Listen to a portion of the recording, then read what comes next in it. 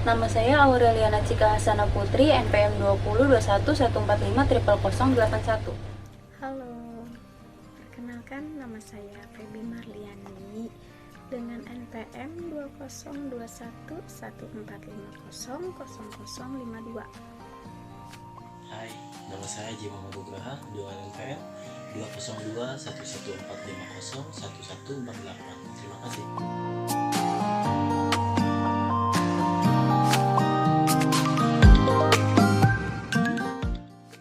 Oke, materi yang akan kami bahas di sini yaitu yang pertama ada ilmu pengetahuan alam. Apa sih pengertian dari IPA klasik dan modern itu? Dan yang kedua ada rentang perkembangan IPA. Yang akan kita bahas di sini yaitu perkembangan IPA pada abad ke-15, 16, 19, dan 20. Yang ketiga ada ruang lingkup IPA dan pengembangannya. Pada bagian ketiga ini, kita akan membahas tentang ruang lingkup IPA. Yang keempat, ada perkembangan daya abstraksi manusia. Apa sih pengertian dari daya abstraksi itu sendiri? Dan yang kelima, matematika dalam pengembangan daya abstraksi manusia.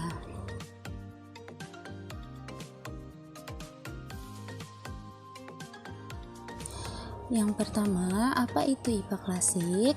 IPA klasik merupakan suatu proses IPA di mana teori dan eksperimen memiliki peran saling melengkapi dan memperkuat. IPA klasik memiliki kajian yang bersifat makroskopik, yakni mengacu pada hal-hal yang berskala besar dan kaidah pengkajiannya menggunakan cara tradisional. Di sini lebih mendahulukan eksperimen daripada teori, terbatas pada media atau alat bantu penelitian. Oke, di sini ada 4 tokoh yang ada di ilmu pengetahuan alam klasik. Yang kedua, apa itu IPA modern? Penekanan terhadap teori lebih banyak dari praktek. Telaah bersifat mikroskopik, bersifat detail, dan berskala kecil. Menerapkan teori eksperimen, yakni menggunakan teori yang telah ada untuk eksperimen selanjutnya. Pengetahuan dari eksperimen yang berkiblat pada teori yang sudah ada dan dengan bantuan teknologi yang lebih maju dan canggih sehingga lebih mendetail. Oke, di sini ada 6 tokoh yang ada di dalam ilmu pengetahuan alam modern.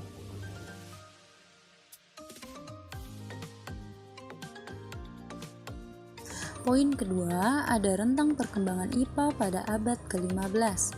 Yang pertama, pseudoscience. Ilmu semu atau pseudoscience adalah sebuah pengetahuan, metodologi, keyakinan, atau praktik yang dianggap sebagai ilmiah, tetapi tidak mengikuti ataupun tidak sesuai dengan metode ilmiah. Yang kedua, mitos. Yang ketiga, logika. Merupakan suatu cara untuk mendapatkan suatu pengetahuan dengan menggunakan akal pikir, kata, dan bahasa yang dilakukan secara sistematis. Tentang perkembangan IPA pada abad 16. Yang pertama, awal IPA adalah suatu proses IPA di mana teori dan eksperimen memiliki peran saling melengkapi dan memperkuat. Yang kedua, heliosentris. Teori heliosentris mengungkapkan bahwa matahari adalah pusat dari alam semesta.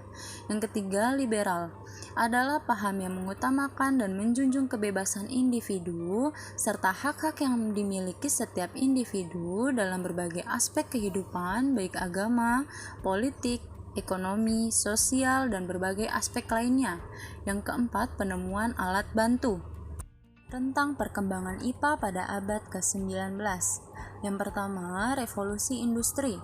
Revolusi industri terjadi pada periode antara tahun 1760 sampai 1850, di mana terjadinya perubahan secara besar-besaran di bidang pertanian, manufaktur, pertambangan, transportasi, dan teknologi, serta memiliki dampak yang mendalam terhadap kondisi sosial, ekonomi, dan budaya di dunia. Yang kedua, ada penemuan mesin modern. Yang ketiga, ada mesin uap, kertas, dan lain-lain. rentang perkembangan IPA pada abad ke-20. Yang pertama ada IPA modern, yaitu suatu proses IPA di mana penekanan terhadap teori lebih banyak daripada praktek. Yang kedua ada alat riset yang lebih canggih. Alat yang semakin canggih makin menunjang penelitian para peneliti. Yang ketiga ada mikroskop. Mikroskop adalah alat laboratorium yang digunakan untuk mengamati benda yang sangat kecil dan benda yang tidak tampak oleh indera penglihatan secara langsung. Poin ketiga ada ruang lingkup IPA, antara lain ialah yang pertama alam semesta dan tata surya, mempelajari dan menjelaskan bagaimana terciptanya alam semesta berdasarkan teori yang ada. Yang kedua bumi, mempelajari dan menjelaskan bagian pembentuk dan susunan bumi sehingga dapat dihuni manusia, serta hubungan timbal balik sesama makhluk hidup. Yang ketiga, asal mula kehidupan di bumi, mempelajari dan menjelaskan bagaimana awal mula kehidupan makhluk hidup, perkembangan kehidupan, dan dampak, serta akibat kegiatan yang melibatkan alam. Poin keempat ada hakikat IPA. IPA dapat diartikan berbeda menurut sudut pandang yang digunakan.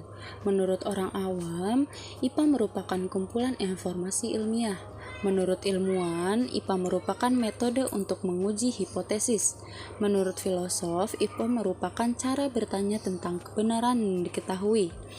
Semua pandangan tersebut sah, tetapi masing-masing hanya menunjukkan sebagian dari definisi IPA. Dapat disimpulkan bahwa IPA pada hakikatnya adalah kumpulan pengetahuan, cara berpikir, dan cara menyelidiki. Sementara itu, menurut Laksmi Prihanto dan kawan-kawan pada tahun 1986 mengatakan bahwa IPA hakikatnya merupakan suatu produk, proses, dan aplikasi. Sebagai produk, IPA merupakan sekumpulan pengetahuan. Sebagai suatu proses, IPA merupakan proses yang dipergunakan untuk mempelajari objek studi. Dan sebagai aplikasi, teori-teori IPA akan melahirkan teknologi yang dapat memberi kemudahan bagi kehidupan. Maka, nilai-nilai IPA yang dapat juga ditanamkan dalam pembelajaran IPA antara lain sebagai berikut. Yang pertama, kecakapan bekerja dan berpikir secara teratur, dan yang kedua, keterampilan dan kecakapan dalam mengadakan pengamatan. Poin selanjutnya, cara berpikir atau way of thinking. Berikut gambaran dari cara berpikir.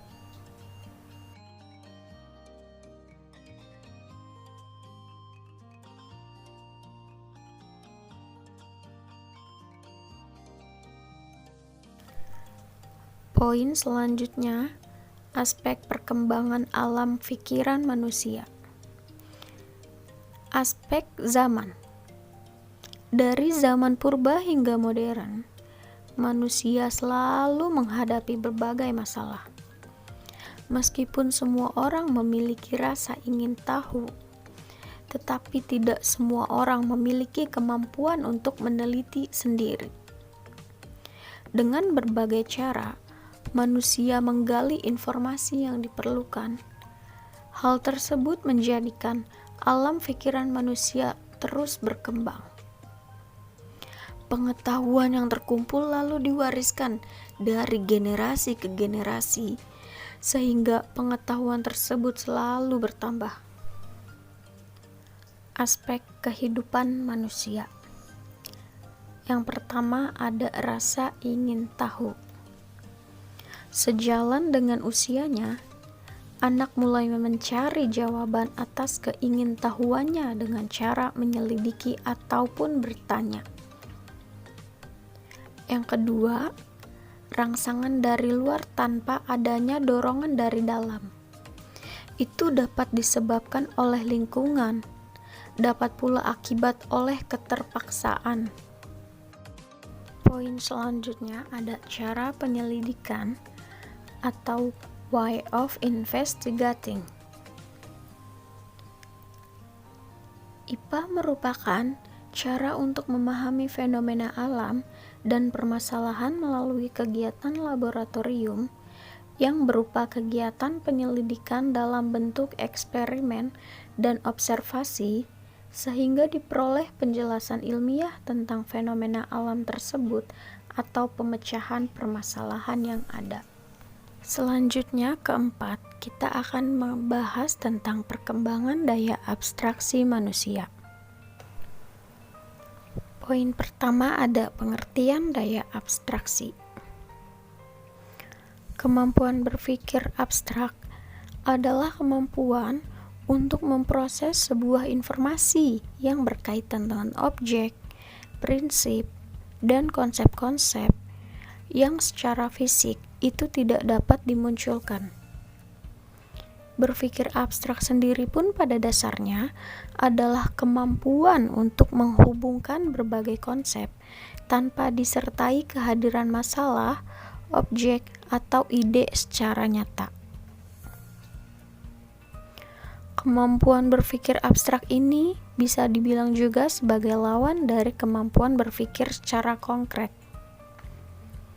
Kalau kemampuan berpikir konkret sangat terikat dengan pemrosesan informasi yang berkaitan dengan objek yang dapat dicerna melalui panca indera, maka kemampuan berpikir abstrak ini pun adalah sebaliknya. Poin kedua, pola berpikir tetap. Yang pertama, lebih fokus pada kekuasaannya ketimbang kesejahteraan karyawannya. Yang kedua, merasa pendapatnya itu selalu paling benar. Yang ketiga, ingin menjadi satu-satunya orang yang besar. Poin selanjutnya, pola pikir abstraksi. 1. Peduli terhadap pengembangan personil. Bertanggung jawab atas proses-proses yang membawa kesuksesan dan mempertahankannya. 2. Menumbuhkan pandangan-pandangan alternatif dan konstruktif. Mempersilahkan karyawannya untuk mengambil sudut pandang yang berbeda, sehingga ia dapat melihat kekurangan-kekurangan dalam posisinya. 3. Tidak akan menegaskan statusnya dengan merendahkan orang lain. Ia tidak akan menghalangi karyawan yang berkinerja tinggi dan tidak menganggap karyawan tersebut adalah ancaman bagi dirinya. Berikutnya adalah matematika dalam pengembangan daya abstraksi. Matematika adalah ilmu tentang struktur yang terorganisasikan. Dalam matematika terdapat topik atau konsep prasyarat sebagai dasar untuk memahami topik atau konsep selanjutnya. Ibarat membangun gedung bertingkat, lantai kedua dan lantai selanjutnya tidak akan terwujud apabila fondasi dan lantai sebelumnya yang menjadi prasyarat benar-benar dikuasai. Agar dapat memahami konsep-konsep selanjutnya, bila karakteristik ini secara sadar dipahami dan diterapkan pendidik matematika dalam pembelajaran, jelas memiliki edukasi yang dapat mengarahkan seseorang untuk berpikir yang sistematis, teratur, terarah dengan baik sehingga dapat memunculkan pola pikir yang cerdas. Selanjutnya, matematika adalah seni. Dalam matematika dibutuhkan penalaran yang logis dan efisien, serta perbendaharaan ide-ide dan pola-pola yang kreatif dan menakjubkan. Maka matematika sering pula dikatakan sebagai seni, khususnya merupakan seni berpikir yang kreatif. Bila karakteristik ini secara sadar dipahami dan diterapkan pendidik dalam pembelajaran, jelas memiliki edukasi yang dapat mengarahkan seseorang untuk memiliki jiwa seni yang kuat, kreatif, inovatif, dan mandiri. Berikut adalah ciri-ciri matematika klasik.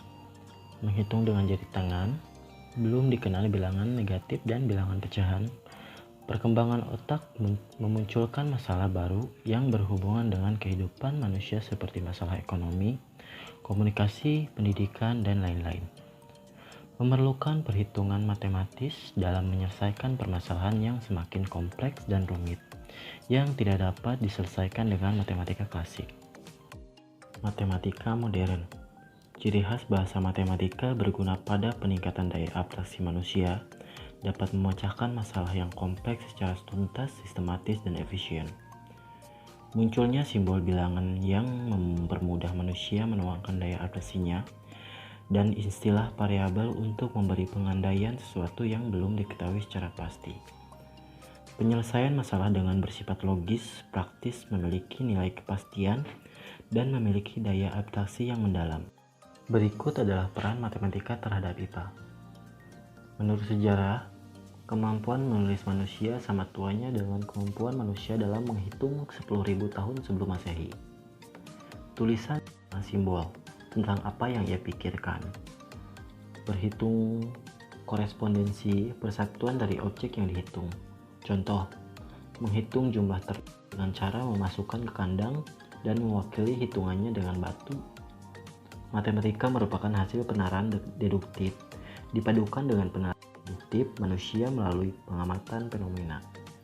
Peranan sebagai faktor penunjang dalam memahami alam semesta dan dapat menjangkau suatu yang tidak dapat dijangkau oleh pengalaman empiris.